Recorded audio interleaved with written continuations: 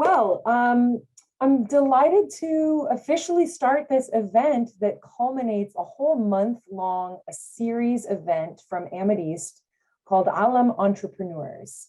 Alam stands for Amethyst Leaders, Alumni, and Mentors. This is a network started just a couple years ago by Amethyst to try to connect stakeholders from a wide variety of programs and countries and different years all around the Middle East and North Africa and in the United States to discuss different topics, to network, to grow and learn together. And this is our first series on entrepreneurship. Throughout the month of February, expert speakers from the Alam community posted videos on topics related to entrepreneurship that they are highly trained in and have lots of experience with. And today we finished that series with this live event where you, anyone who's joining from the general public, get to meet some of those speakers, hear them discuss their topics live and interact by asking questions. Inshallah, we'll have a breakout group later, depending on how many people come to this event. So you may also get to join and discuss directly with a small group about specific topics later. So welcome.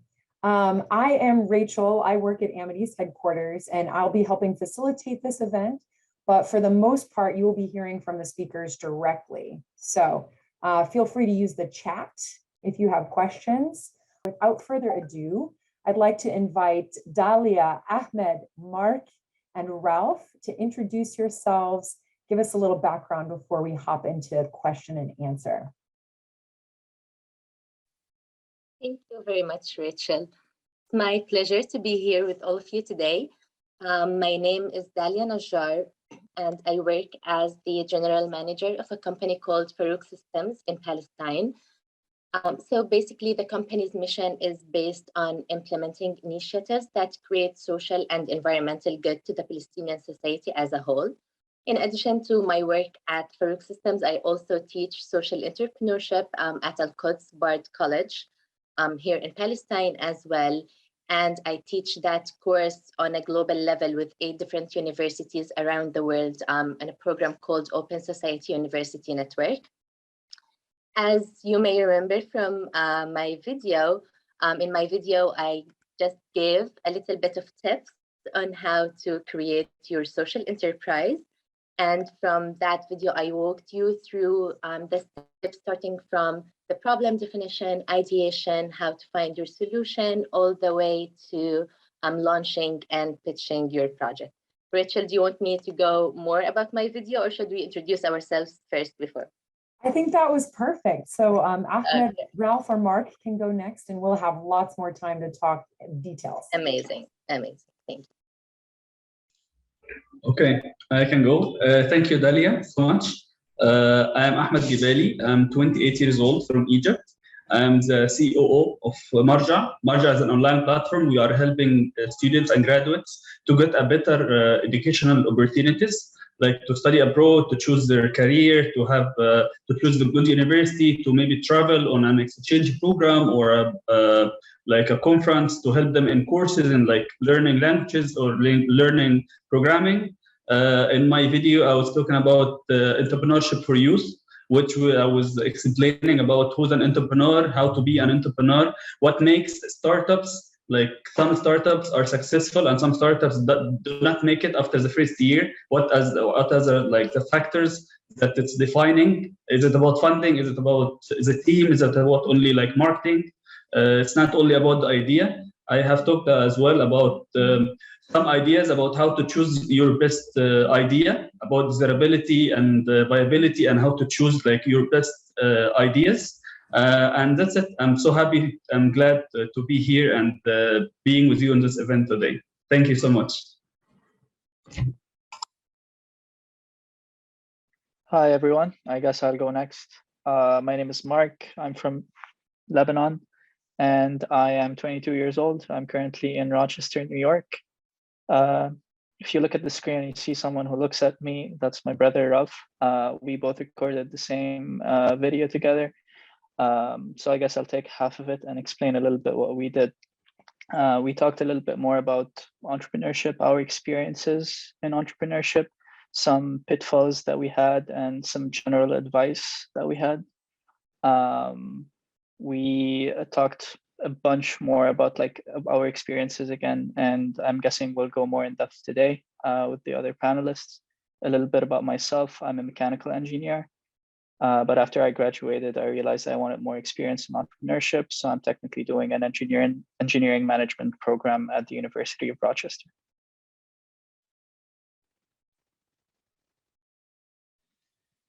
Hey everyone, I'm Ralph. I'm Mark's brother. Very nice to meet you all, and thanks for inviting us to be here. I think Mark went through most of the stuff that we spoke about in the video, so we'll talk about that more during. A bit about myself. I'm currently 24 years old. I'm in Boston. Went to Babson College, and where I did entrepreneurship and built a design studio when I was 19. Currently, I'm chief of staff at a venture capital firm called L37, where we invest in startups and support startups. So it's a pleasure to be here.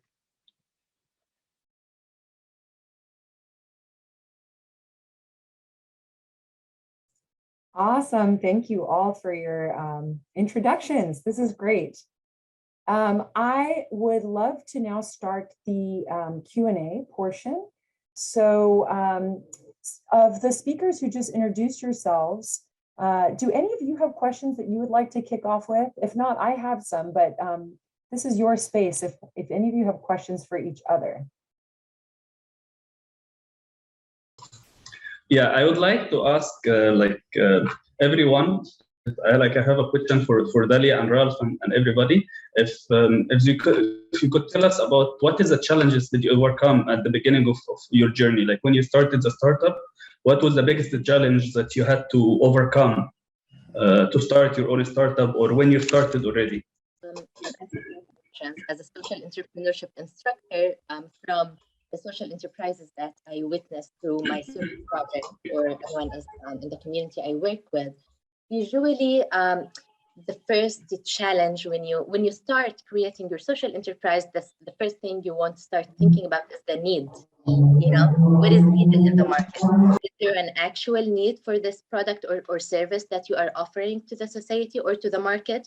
And sometimes once you start working on the social enterprise, there will be a need for that solution. But by the time you launch the solution, the need will be over, or some other competitors will come to the market and fulfill that gap or the need in the market. So for me, one of the first challenges is timing.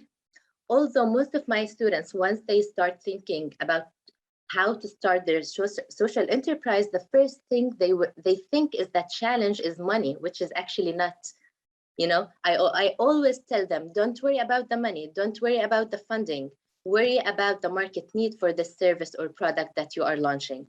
So timing is very essential. Once you start thinking of the solution and do your business model, start kick off in the market after you do everything, and make sure that there is still a market need for this solution that you are offering in the market. Because no matter how great your solution is, if there is no need for it in the market, it will never succeed and it will never scale as well. I guess I can say something quick about that too. Back in 2018, a couple of friends and I started a business, which it was more of an educational startup. And to kind of follow up from Dalia's point, there was a very big market need for it in the area that we were looking for.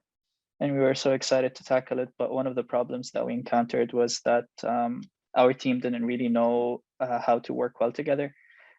So it took us a while to realize our objective together as a team and all of that. So a lot of times, sometimes people are very passionate, but they're not the same level of passionate about a project. So if there's more than one person working on it, interests get misaligned and people forget how to work well together.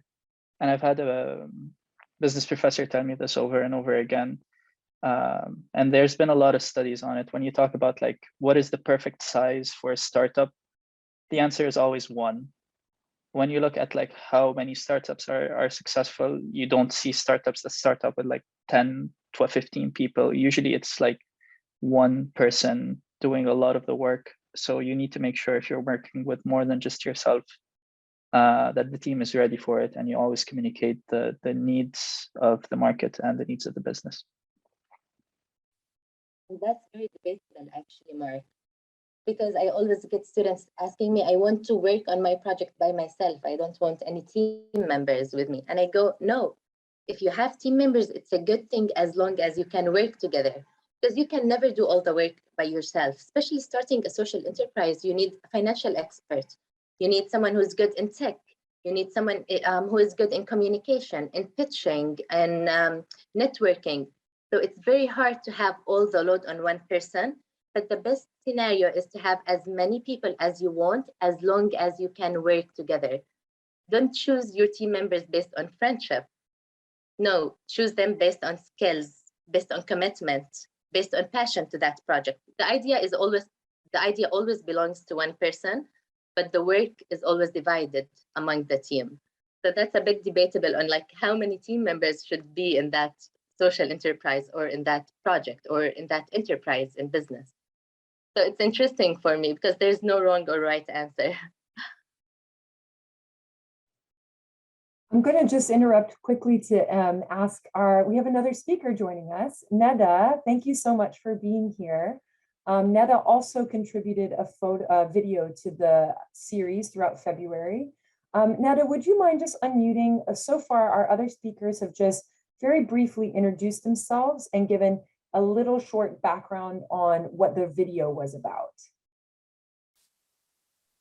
Hi, thank you guys so much for having me here and including me in this amazing series. I feel honored to be a part of something done by East. East changed my life in ways that other people may never be able to understand. I think everything I owe to my parents and East. So I'm very thankful to be here and finally be on the giving end versus the receiving, even if it's small.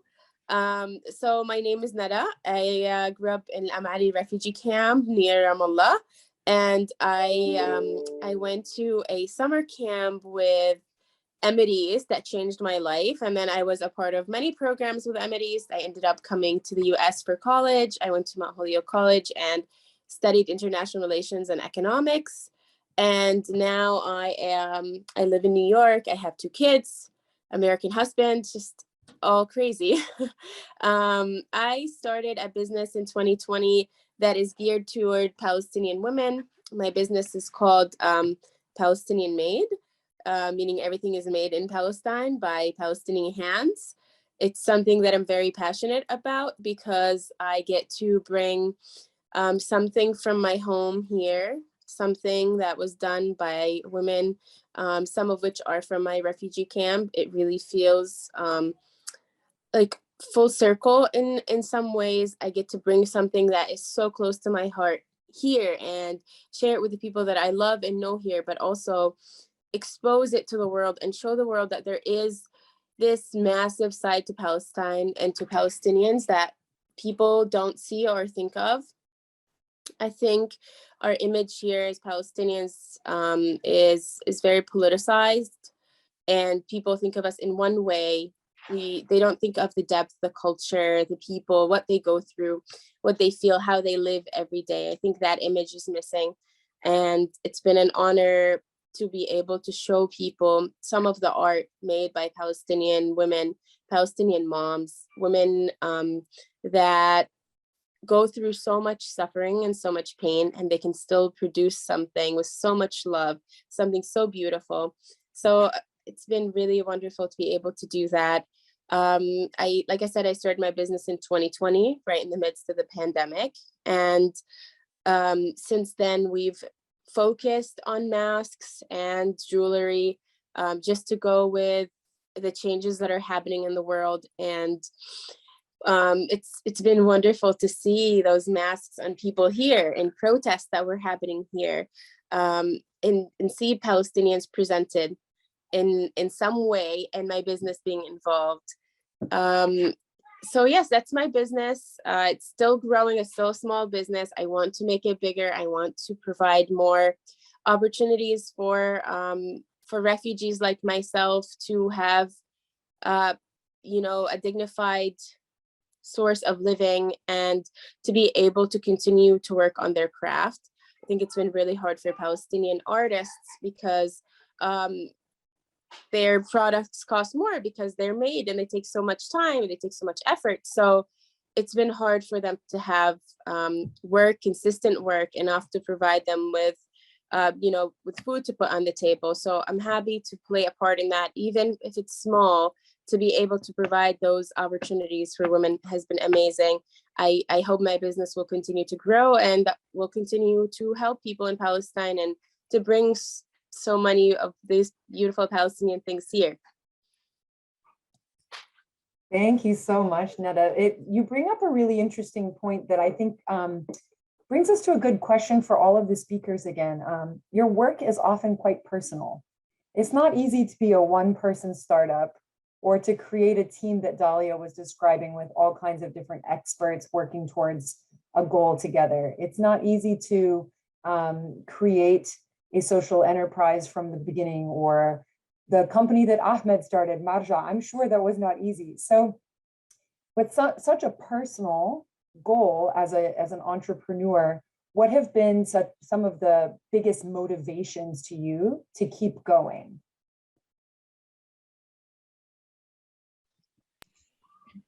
I think I'll jump in maybe here, or was that directed to someone specific? Go for it, Ralph. I think Mark touched on this a bit earlier, but one of the biggest, you know, motivations to not keep going was just not being fully committed to or passionate about what you're doing. We also touched upon this in our video. A lot of the times, you know, I think it's a bit cliche and we hear it all the time, but it's mostly in the context of do something you're passionate about. And I think the more practical approach of this is startups are very difficult and very challenging. And if you don't do something you're passionate about, in the moments where it feels like everything is falling apart and, you know, everything is not working, it'll, you know, you would still keep going even though things are not working, which they're bound to happen in a startup. If you're not passionate about it, it's much more, you know, from a practical probability point of view, you're more likely to just, you know, say, hey, I'm not continuing this. So I think passion there is very, very key. I second this. Thank you, Ralph. Actually, as Ralph said, it's most of the time it's about motivation or what your passion itself.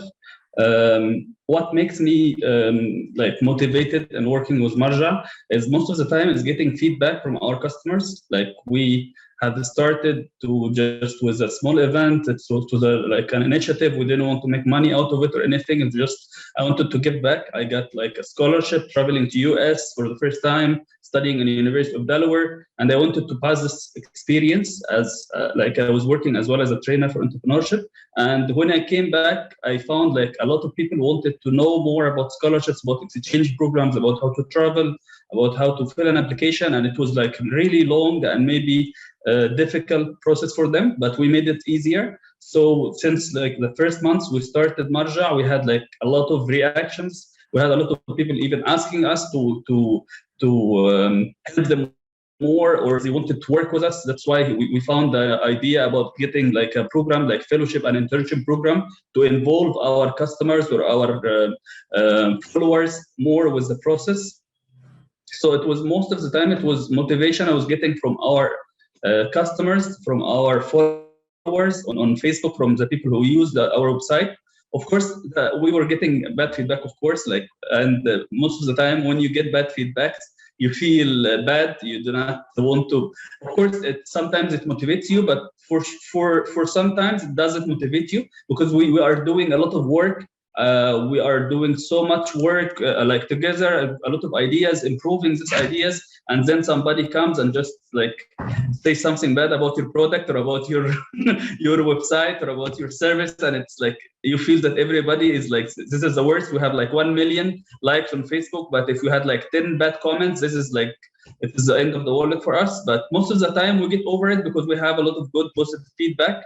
And as well, one of the motivations that I have that makes me going, it is my co-founders. Sami Ahmed, who's like an Syrian entrepreneur, came to Egypt after the war in Syria and started Marja with us. And as well, Abdou Sami is an Egyptian engineer. They keep me motivated because we all like, we have compatible skills. Like everybody know, we have a tech guy, Sami, we have Abdou, know how to make marketing and how to talk to people. They have me, I know more about content and how to make content writing and how to search for opportunities. We complete each other. And as well, when somebody of us like feels down, most of the time other people just lift him up and start working more and start maybe taking some of his work, to just not having all the pressure on one person. But I believe, yeah, as Ralph said, it's about passion. It's about as well your co-founders. You need to have a positive co-founders who are helping you, who are not like just criticizing everything or just want to leave the company. And as well, of course, your customers. If you are getting good feedback, positive feedback, most of the time that makes you like motivated to work more. Thank you. So what should somebody do if they don't already feel a strong passion? Like you all refer to this, looking in hindsight, almost like it was kismet, like you always knew you were going to start these companies or do these roles in entrepreneurship. If someone's listening right now who says, I don't know specifically what I would be passionate about to start an enterprise, should they try some things out? Or what's your advice to someone who says, I'm not totally sure what my passion is? I guess I think there's no harm in trying something out and seeing if you like it or feel passionate about it. I think passions come and go in life. It's not, sometimes the purpose is clear. And for me, I think it was clear because of my upbringing and my personal experience. But I could be passionate about a lot of different things. If I read a book, I'm passionate about a whole new topic and want to explore something new. So I don't think that the answer has to be one thing. And I don't think there's harm in exploring different avenues and finding something new that you can be passionate about, something new that you love. And yeah, I don't think there's any harm in that. Why not? And for me, I would say, if you, because sometimes some people feel that they are not passionate for anything specific to start their enterprise. So I would advise them to take it like the other side. What bothers you? Ask yourself, what bothers you? What frustrates you? What things you want to change? And think about it in this way, not what I'm passionate about or what I love doing, what I don't like doing, what I don't like in this community, what I don't like in this society, what bothers me, what problems do I want to change in this world, and start working on it from this angle. And then you'll find that you're passionate about so many things. Once you start working on what you don't like, you will definitely by the end know what you like.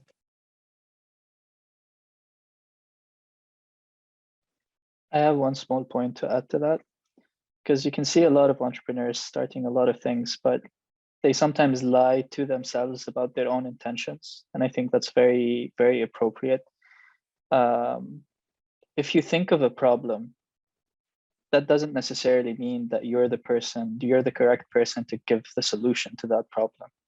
If I think about music, it's very easy for me to be like, yes, I'm going to go and write something right now because that's a passion of mine. But if I think of, I'm just going to give something random. I'm not as passionate at this moment in my life, let's say, about politics. So if I find something wrong in politics, that doesn't necessarily mean that I'm the right person to be the entrepreneur here and go and fix that problem. So realize your intentions and why you thought of this as a problem. And if you think of it as a problem just because of profit or just because of a random observation, as long as you made that realization yourself, you should know when to kind of assign tasks to other people and not be the lead, even though you're part of a project, let's say. So basically, don't lie to yourself. Just kind of try to remember why you got involved in it in the first place. And when you're not passionate about it, figure out why and assign the tasks to the right people. So you kind of alluded to this, but I'm curious what you all think. A lot of people assume entrepreneurship is mostly or purely about making money. Is profit a strong enough motivator? Can a person become a successful entrepreneur for the purpose of their passion is, I want to make money? Or how does the drive to create wealth interact with someone's passion for creating a solution to a problem as an entrepreneur? I think ideally you would do something that you're passionate about that also helps you make money. But I don't think wealth should be the biggest motivation, because I don't think it's enough to keep you going. I think you need to have something that's meaningful to you and close to your heart. I think for me, my business is not about money. I have a full-time job, and that's how I make the majority of my money. I want my business to grow. I want it to bring more money, yes, because I want it to serve a part of me that my career just does not serve. And I think in this way, I'm different than the other speakers here, because I'm wearing different hats in my life. I don't think business is only about money. I think for me, it's been about filling a part of myself that I have not been able to fill here, without something that's in my home that really shows me who I truly am.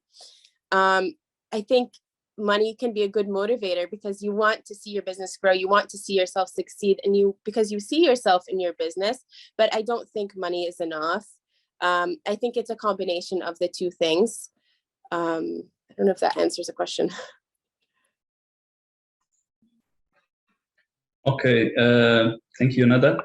I really believe in all what Nada said, and it is really right. I have started Marja in 2016. If you asked me this question from 6 years, I would say no.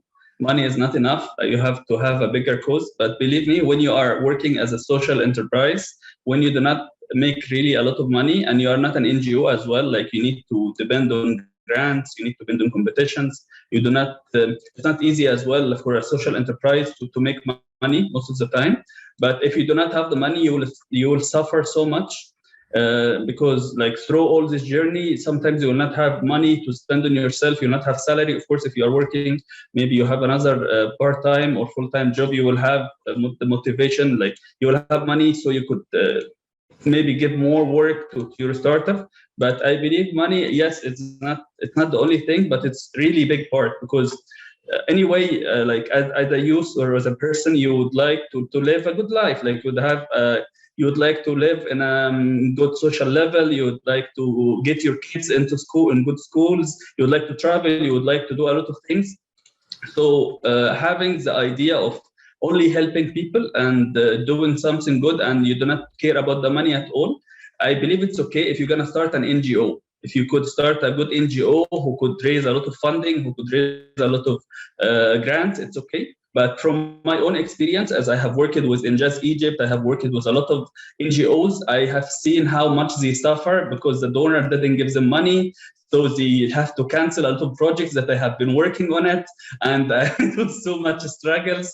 I'm really passionate about the project and I'm working on it for 3 years. But then, okay, the donor changed his mind and he doesn't want to serve these people anymore. So you have to change your focus as well and start working with other target groups. It was really, for me, it was really depressing. And then I realized that when I will start my own company, I should make my own decisions, and it should not be an NGO. It could be a social enterprise, but I should be able to generate a decent amount of money, or to find a business model that it could generate us a decent amount of revenues to be able to take my own decisions, to be able to focus on whatever I want, or to cancel whatever plans or projects that I'm working on it. It's not only again, it's not only about the money, of course, but you should focus on it, because believe me, if you do not know or how you're gonna make money out of this, if you do not have a clear business model, or if you are working to develop at least and improve a clear business model, you will suffer through the journey. And a lot of startups actually do not make it in like the first 2 years, because of not only money, of course, but because they cannot even find a way how to improve their business model, how to generate more revenues. I will actually jump in here a little bit, Ahmed. So I just want to clarify that there is a huge misperception on social enterprises that social enterprises don't make money, which is not true. Social enterprises are not NGOs. Social enterprises do make money and do generate profit, but that's not the main goal for a social enterprise. The main goal for a social enterprise is to make a change in the society through the money that they are generating. So the main goal is not creating profits such as the business entrepreneurs. So this is the only difference between social entrepreneurship and business entrepreneurship. But both of them, they do make money and they do generate profit. Let's talk about Nada's project, for example. In Nada's project, she is helping Palestinian women generating income, right? This is the main goal of her project. But on the side, she is also making profit so she can live. A social enterprise at one point has to make money to be able to scale, to be able to grow. If you are not able to scale, or if you're not able to grow, then you will fail as an enterprise, whether you are social or pure entrepreneurial. So just the goal here that differs. What's the motive? Is the motive for you to make money or to make a change? And here, when Rachel asked, what's the motivation for you? I would answer success. And here it comes on how you define success. Is success for you generating $1 million by the end of the year? Or is success for you is changing the lives of 100,000 women by the end of the year? So the dopamine or the motivation for creating an enterprise, and the dopamine for it is success for me. And it's up to you how you define success, whether you define it through money or making a change or being scalable or whatsoever. So yeah, I'm sure, and I would repeat that you should build a business model where it creates profit and it generates profit, but it's up to you how to reinvest that profit, how to reinvest it in, to put it in your pocket or to scale your project or to benefit or to fill that societal or environmental gap in the community you're working in. But having a social enterprise definitely means generating money. I have a small point to add. If anyone is working in social enterprises and is looking to work more in the nonprofit sector, I just added a nice book to the chat, just as a cool reference. I know that we don't usually share a lot of references, but you said something and it reminded me of this. So if anyone is looking for stuff in the nonprofit sector, this is a cool book. A lot of you mentioned really great references in your videos. And so just for anyone who's tuning in now, we've put it in the chat and we will add it again in the recording. But all of these speakers already created videos about their topics that were part of this series throughout the month of February. So if you haven't watched them already, in addition to the resource that Mark just put in the chat, if you watch their videos from throughout the month, you'll find a long list. Ahmed even listed some great movies to watch if you wanted to get a sense of what it might feel like to be an entrepreneur or how entrepreneurship works. So there's a bunch of different resources aside from this live conversation that you can check out. I'll ask another question, but in the meantime, I hope some questions will come in from the audience, or speakers, you're welcome to think of questions for each other as well. So my question is, shifting gears a little bit to focus specifically on the Middle East and North Africa, the region that you are all from and that this event is really geared towards. Do you think entrepreneurship, it has unique qualities in the countries that you're from or in the region overall? Or do you think it's basically the same everywhere? If it is different in the MENA region, what makes it different? What's different to you, if anything?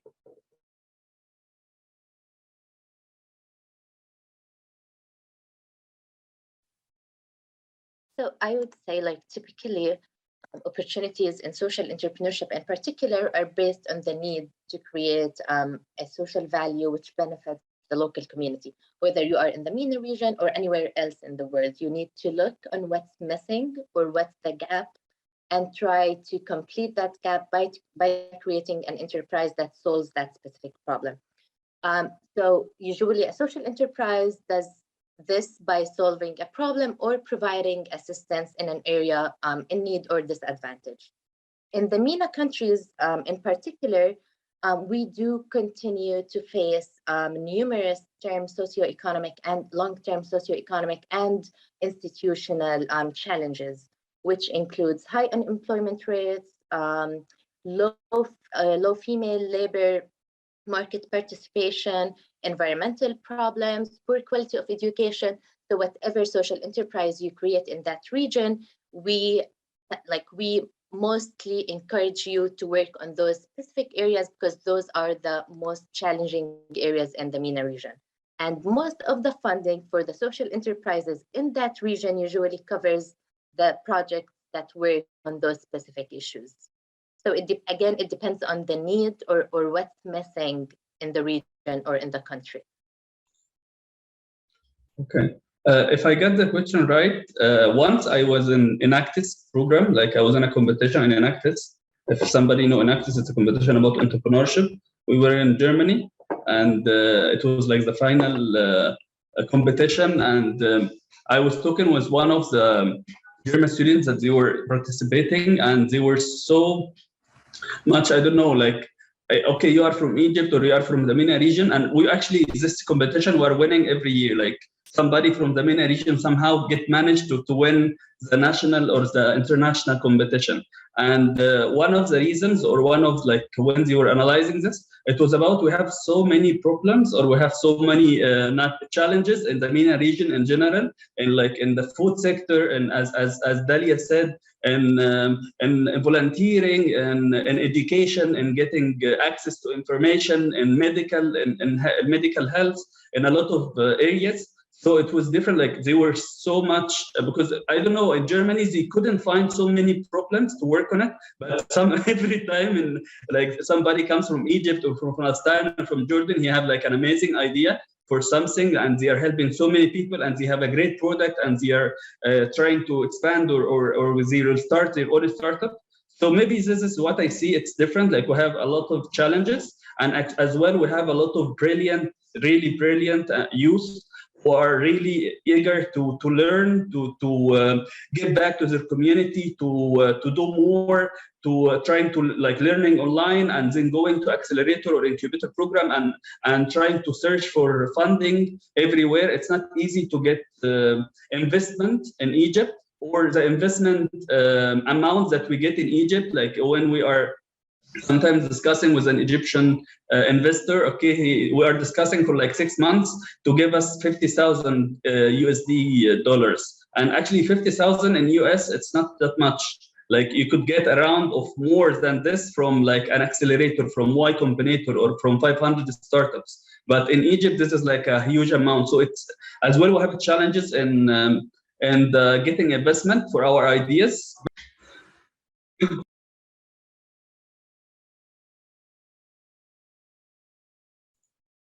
Oh, that's great. I don't know, Neda, Mark, and Ralph, if you have any perspective on this as well. What makes entrepreneurship different in the MENA region, or is it not different?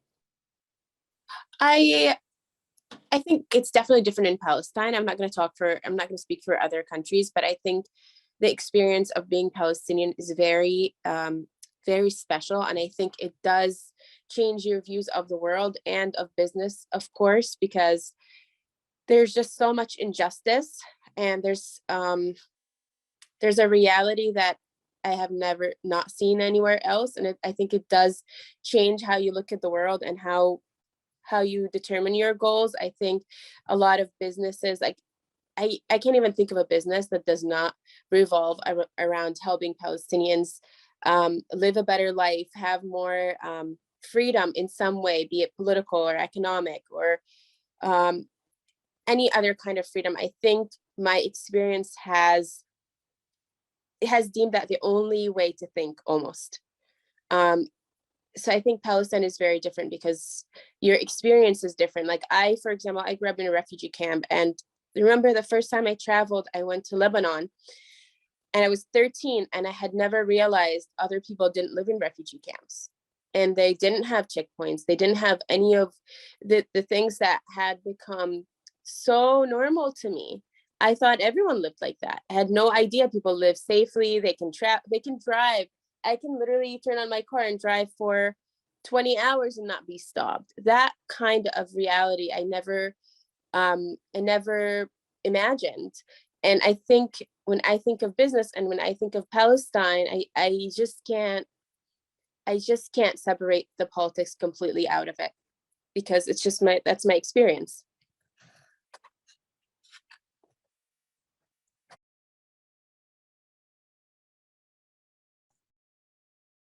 Mark and Ralph, in your video, you spoke about how to find sources of funding for projects as well. And I wondered if you find that any different in the MENA region versus other places, like when people are trying to start a startup and they're looking for sources of funding, what is that like in the Middle East and North Africa versus globally, or versus in America or places you have experience with? It really depends on the type of project. There's a whole, bootstrap community where they would rather not raise money and, take more time to grow and grow through the cash flow that the business is generating. And that's, we see that everywhere. When it comes to the differences, in terms of scale, given the US and Europe and other places, there's definitely more, angel investors who are investing in startups early on and taking on that risk, which might be less in the MENA region. But in terms of VCs and in terms of institutional investors, there's a lot in the MENA region as well. So and it's growing. So I think, of course, if you think about it from a scale perspective, there's going to be more in the US, but there's definitely growth in the MENA region in terms of institutional investors.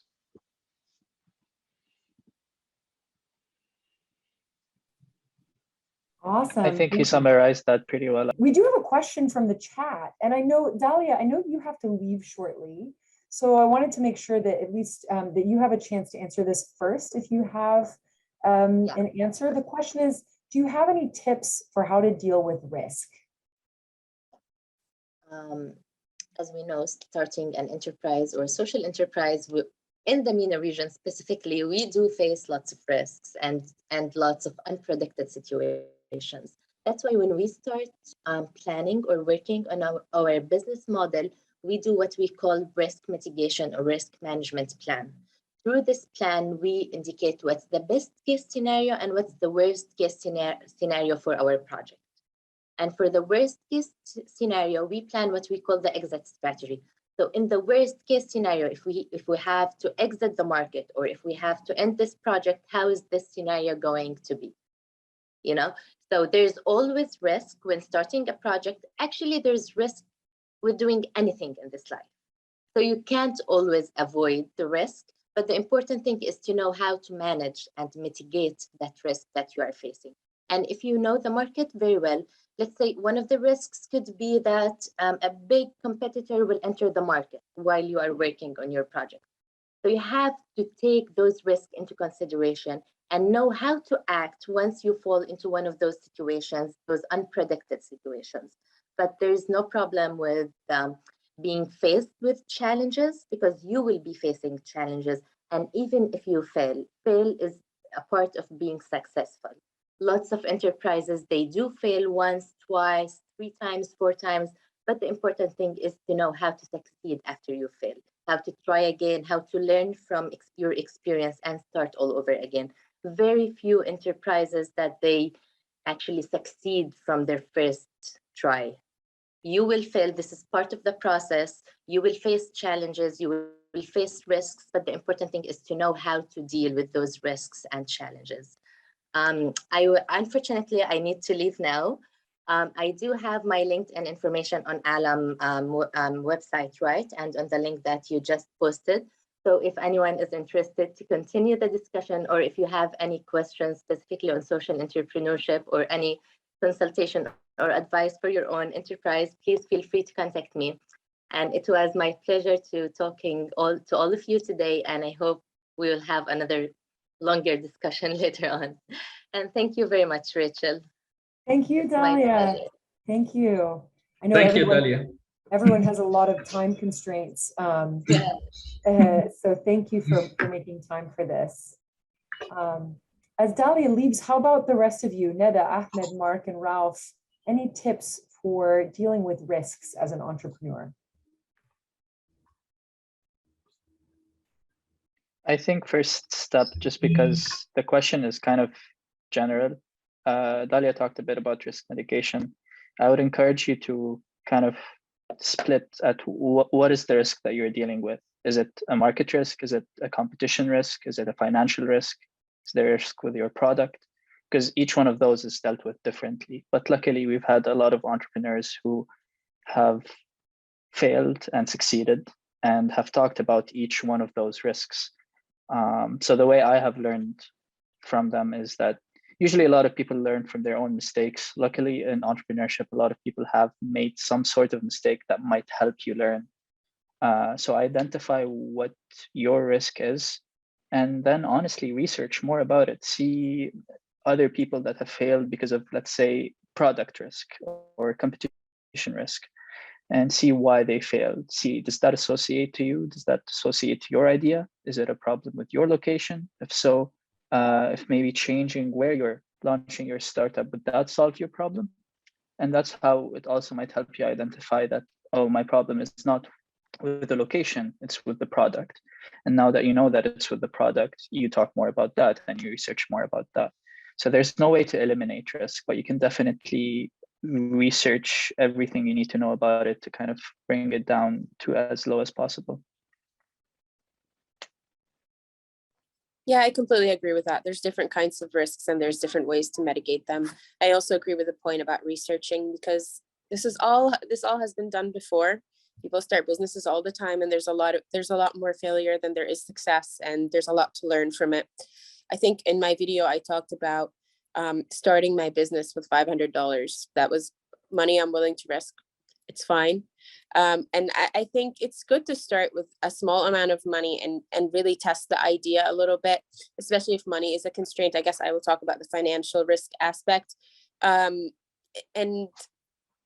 I know that there's some people that say, just put everything you have into an idea if you believe in it. I'm not those people. I think it's good to be responsible and to be cautious. I think it's a good idea to start small with something you're willing to lose, and then get bigger from there. I have turned $500 into $50,000 in a year and a half, so risk what you're willing to lose, I think, is my advice financially.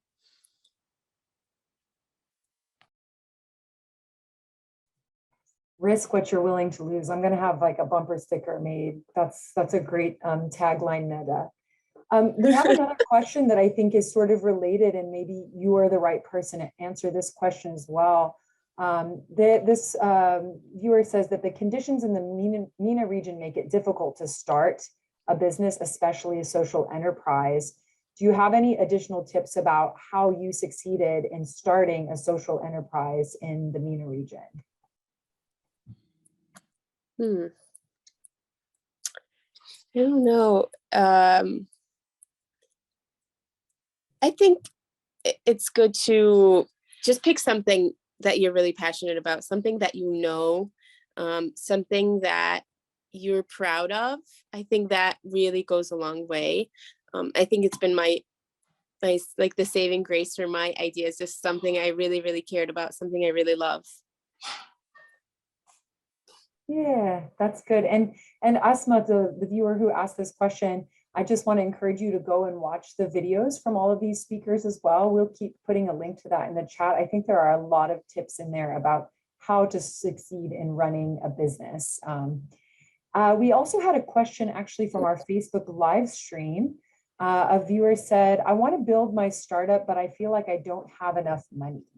Do you have any advice? And I know, Netta, you just spoke to the fact that you could even start something with just a few $100s, but what about if a person feels that they don't have enough money to make a meaningful start to the solution that they have in mind?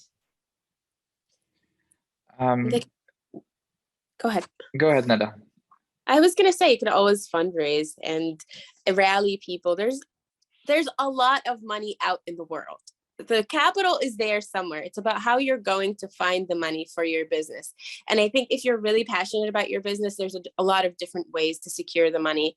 There's a lot of businessmen and women who are looking for ideas to invest in. So I think it's good to think out of the box and try to secure the funding. You have to have a proposal. You have to have a plan, because no one is going to give you their money for you to lose. You have to have a plan about how you're going to make more money off of whatever they give you. So I think it's like looking and being more creative. Also, maybe, it depends on how much money your business needs, I guess, because there's a lot of different ways to make money. You could do, a side gig to make whatever money you need to start a business. You could fundraise, you could borrow money. There's a lot of different avenues you can use. But I think it's most important to have a plan for what that business is and a proposal so that people are willing to work with you and invest in you.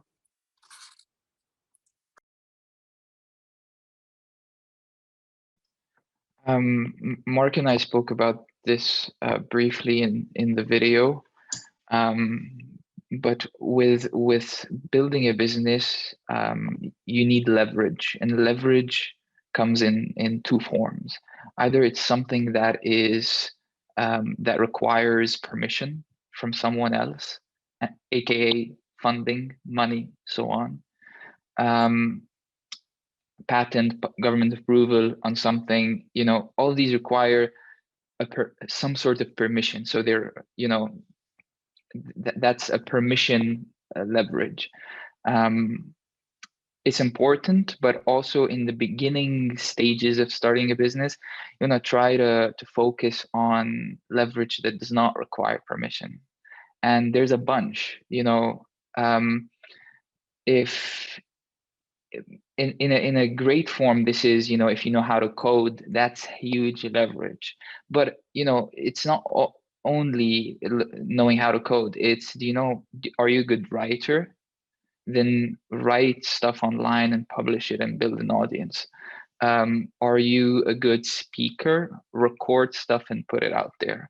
All of that, especially today, is leverage that does not require someone else's permission, and it's always great to start off there, and then focus on the stuff that does require permission after that, after you've focused on permissionless leverage. Hope that clears up that point. Yeah. Another bumper sticker. So we've got only risk what you're willing to lose and start with the things that don't require permission. I like those tips. Ahmed, did you have something to add? Sorry.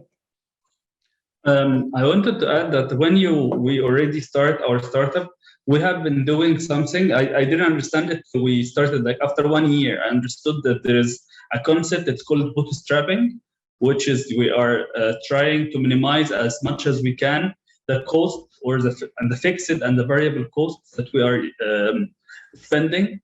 When we started our company in the first beginning, we all had to work in other jobs. Like I was at MENA for Entrepreneurship. Sami was having his own business, working with his dad. I don't know, like Abdo was going as a photographer for weddings.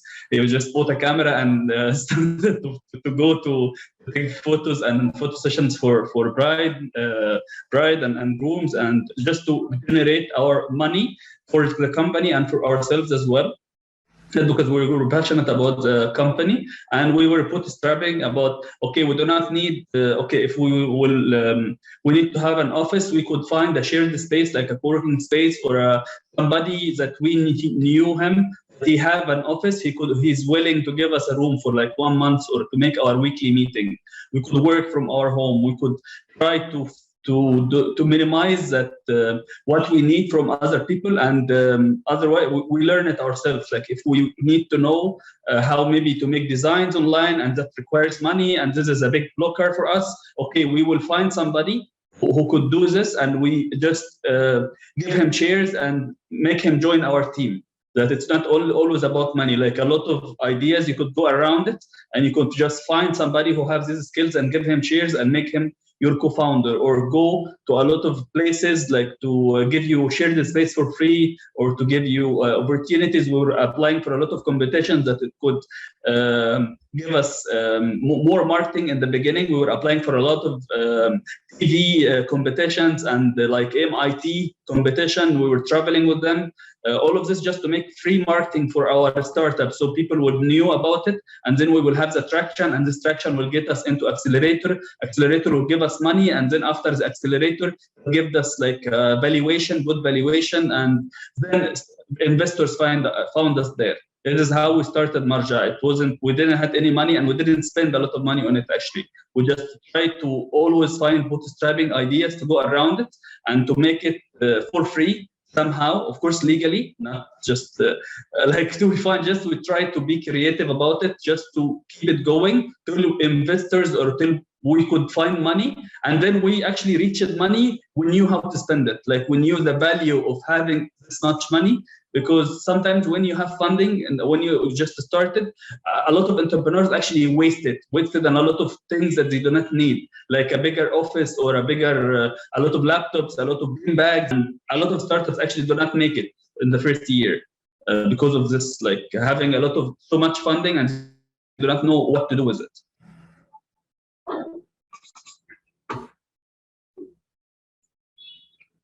Thanks, Ahmed. You all have such a wide range of experiences. I love hearing how they come out at different points in the conversation. We're only going to keep going for a little bit longer. So this is the final call for questions in the chat. If anyone has any questions for the speakers, if you have questions for one another, and also for our viewers, if you have your own entrepreneurship endeavors that you would like to share with the group, feel free to put that in the chat as well. If you are already starting a business, or you are thinking about starting a business and want to share what that idea is, you can put it in the chat, and we may even ask you to unmute yourself if you'd like to share. So please use that chat. Ahmed, Mark, Ralph, Neba, do you have any questions for each other that came out during this conversation? Rachel, I do have one more tip about starting a business in the MENA region. I thought of this earlier, but I think a huge thing that's helped me is using the network that I already had in Palestine. The people that I knew in my refugee camp, the people that my siblings, even my mom, like, I think that can save you a lot of money. Like if you look at my business page, you'll see that the models are my sisters. My mom does the shopping for me. She communicates with the women that make the products. It's about using the resources that you have and making the best of them. And I think something that makes the Palestine, the MENA region very strong is culture, how people are so close together. If you need something done, most likely someone in your network knows how to do it, be it marketing, be it photography, someone who can be a model for you. I think it's really important to use these resources that you already have when you start a business, because it does save you a lot of money.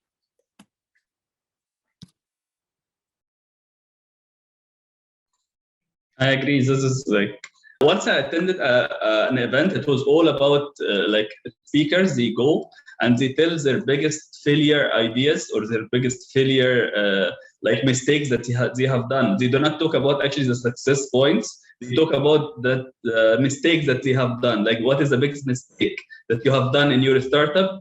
And if you could, like, if you came back in time, could you change it, or will you act differently or not? So if I could ask like Mark and Ralph and Nada, what is the biggest mistake that you have done when you started your own company, or recently you have done, like this is the biggest mistake? I think a mistake is like doubting your own ideas, doubting your intuition. I think that can be hard for a lot of people, but for me, I definitely struggled with some self-doubt. I had the idea about starting this business long before I started it. So I think it's really following your intuition and being willing to put yourself out there, because I think it's kind of awkward to like even put your posts on Facebook about your business, because you're putting yourself out there. There's an opportunity that you'll succeed, and there's a chance you'll succeed, and there's a chance you'll fail, and it's public. You put your pictures on a website wearing all these masks and wearing all these earrings. It's uncomfortable in a way to be exposed in that way. I think it's about being confident enough and being ready to be seen for your ideas, and really believing that you are special, that you do have something to bring to the table.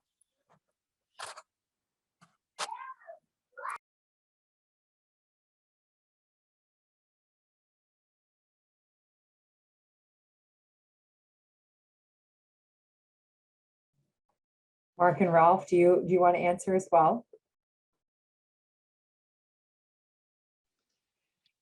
I think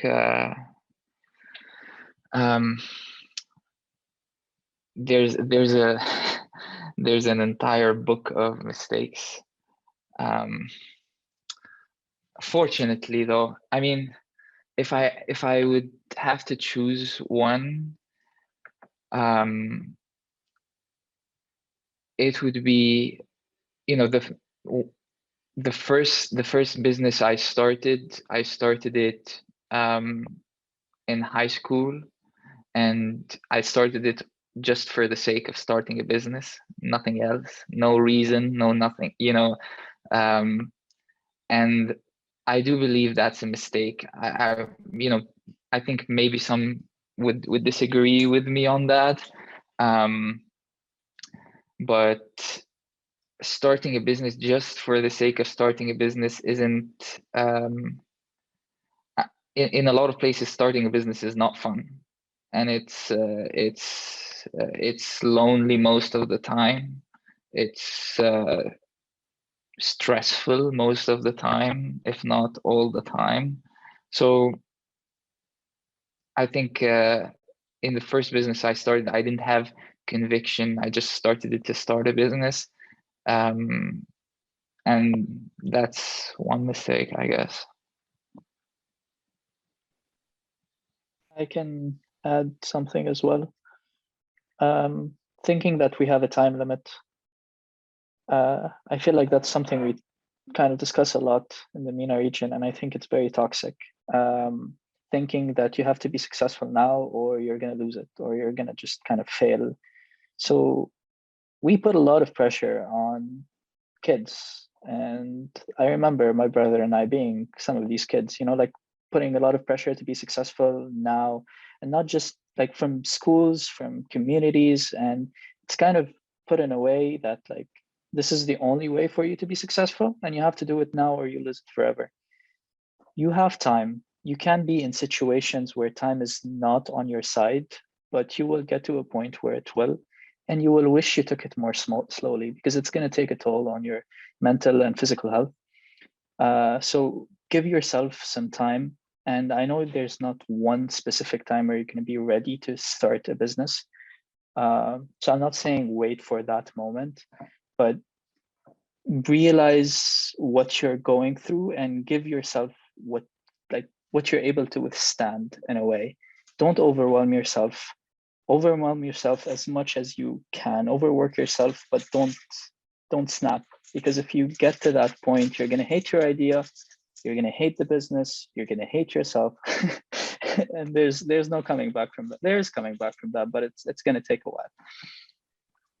To add another bumper sticker to our sticker collection today, Mark and I also mentioned this in the video. We said, it's important to start before you're ready, but don't rush. And it seems conflicting as a sentence, but it really isn't.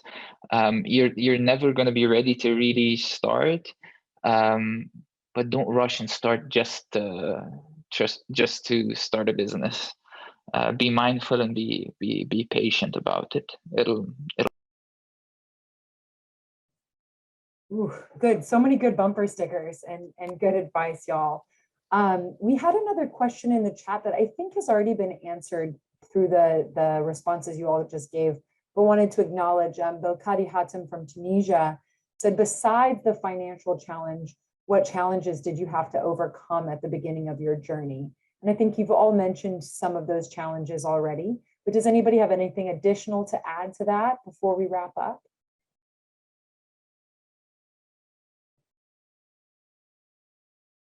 Pretty good. Okay. Ahmed? Actually, yeah, besides the financial challenge, it was about when I firstly started my company, it was so hard to explain for my family that I work as an entrepreneur trainer in schools and in universities. Like I make money and I actually take this money and spend it on my company, and I still take money from my father. It was so like crazy idea, like, okay, you are working now and you should be spending on yourself, but actually instead of doing this you are working and like 2 jobs. Actually, I was not working only in Injaz, I was working in 2 different places, and you are working in 2 different places and all the time outside and make a lot of money, and actually you are spending all this money on your company which doesn't make any money, and it didn't make any money for 1.5 years. And it was so hard to explain that I still need to take like his like money from him to just spend on myself and to take this money. It was a hard idea, like to explain that I'm starting a startup, and actually the idea I didn't understand it. Like, okay, did you started a business, and okay, what is this business doing? How are you gonna make money? Okay, why you didn't just open a supermarket or a store, or you sold something online? What is the meaning of making a website and just listing opportunities on it and then going to events to market for how we're gonna make money out of this? It was so hard, but actually they got it after 1.5 years when I came on TV. It was a competition on TV, and I was participating, and my mom actually called all my relatives just to tell them that Ahmed now is on this TV channel, and he will be speaking today and competing with his company Marja and everything. I was so happy, of course, that they finally got the idea. Of course, they supported me, but it was so hard to explain that I'm making money and spending on something else, and not spending, like most of the time it was like, okay, you are making money, go and like go for engagement, spend money to just prepare a flat and get married. But to spend it on something doesn't make money. It was just something that they didn't understand, and I believe it's still hard, but finally they got it. I'm happy that finally we are there. Yeah, I've been wondering about that actually, Ahmed. I'm so glad you brought this up. What it's like explaining your being an entrepreneur and explaining this to friends and family and getting them to understand what it is that you do. We're going to wrap up here in just a minute. It seems like questions have kind of died down, and we've been on here for almost an hour and a half having this robust discussion.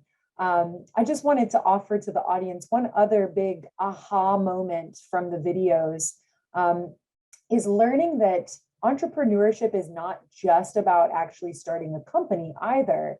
There's something called entrepreneurial mindset.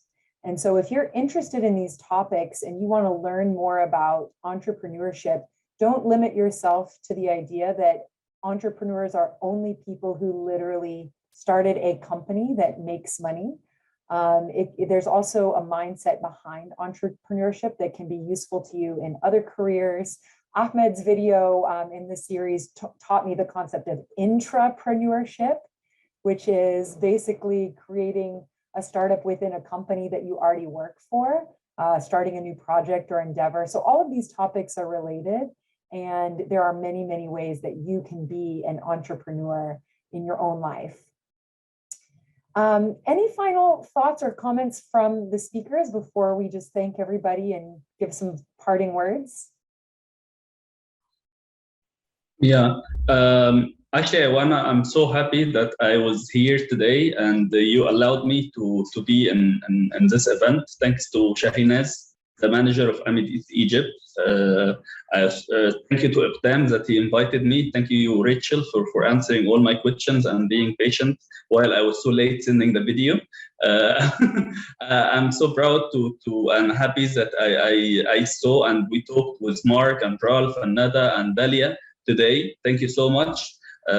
What I wanna say in final, that it is a quote that actually I take it as a motto for my life. I learned it from just 2 years, but it is really powerful for me as an entrepreneur. That it was going like this. It's one day or day one, you decide. I heard this from an investor on a stage, and actually I didn't understand it.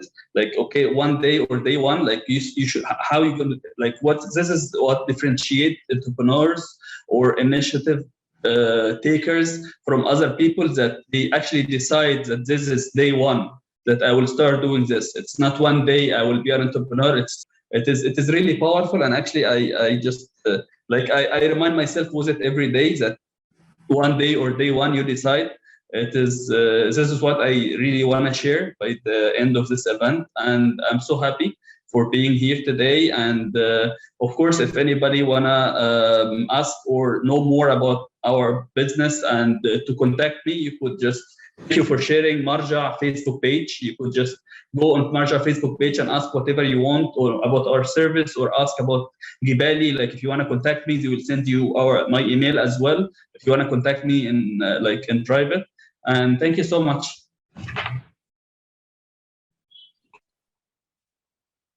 Yes, I guess I'm really thankful for being here, and I'm honored to be included with amazing people.